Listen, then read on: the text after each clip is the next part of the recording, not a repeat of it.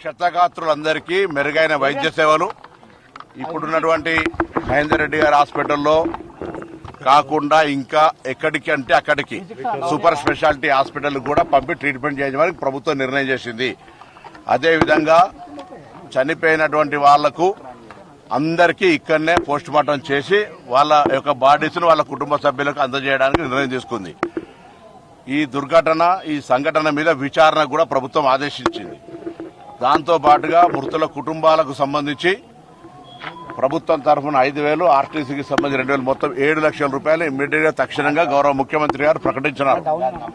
చికిత్స కొరకు గాయపడినటువంటి వాళ్ళందరికీ కూడా 2 లక్షల రూపాయల ఆర్థిక సహకారం అందజేయడం జరుగుతుంది. దీని తదుపరి కూడా కొంత ఇంకా పేదలుంటే అక్కడ ఉండేటువంటి పరిస్థితులలో ప్రభుత్వం మాననీయ కోణం నుంచి పరిశీలన చేస్తే తప్ప ఎక్కడ కూడా ఎవరికి ఇబ్బంది కలిగే విధంగా ఉండదు. ఇందులో ఇదొక దుర్ఘటన. దీనికి సంబంధించి రాజకీయాలు మాట్లాడేటువంటి సరి అయినటువంటి సమయం కాదు. రోడ్డు లేదా ఇతర తదితర విమర్శలకు సంబంధించినటువంటి వేదిక కాదు ఇది. వాటి మీద తదుపరి మళ్లీ మాట్లాడదాం. విచారణకు ఆదేశించినాం.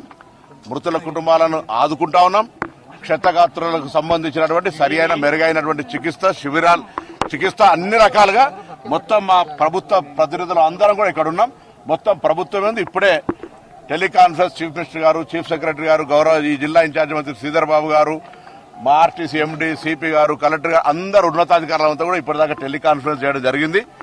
తక్షణమే అన్ని రకాల చర్యలు తీసుకోవాలని అన్ని డిపార్ట్మెంట్లకు సంబంధించిన అధికారులకు ఆదేశాలు ప్రభుత్వం ఇచ్చింది.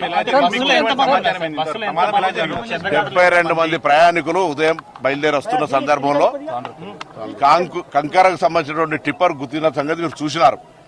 ఇది ఇన్సిడెంట్, యాక్సిడెంట్.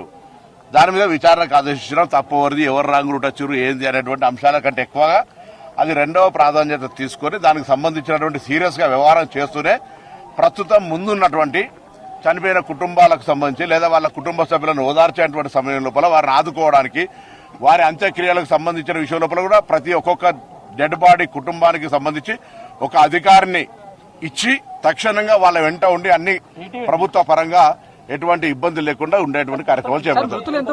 ఇప్పటి వరకు 19 మంది మృతులను గుర్తించినారు. దయచేసి కొన్ని టీవీలో 14 మంది ఉన్నారు. 14 మంది హాస్పిటల్, 4 సీరియస్ ఉన్నారు. ఏదున్నా ఈ నెంబరింగ్ లెక్కకు దయచేసి టీవీలలో కొంత 24 మందిని ఇస్తారు. అటువంటి పొరపాటు దయచేసి ఇది నాట్ ఎనీ కాంపిటీషన్. 19 మంది చనిపోయారు అధికారికంగా, డెడ్ బాడీస్ అక్కడ ఉన్నాయి. వాటిని చూస్తే మాకు కూడా మనసు బాధ కలుగుతా ఉంది. నిజంగా కూడా ఇటువంటి సంఘటన దురదృష్టకరం. ఎవరు ప్రభుత్వంలో ఉన్నారనేటువంటి అంశం కాదు. ఇది రాజకీయాలకు సరైన సమయం కాదని చెప్తారు.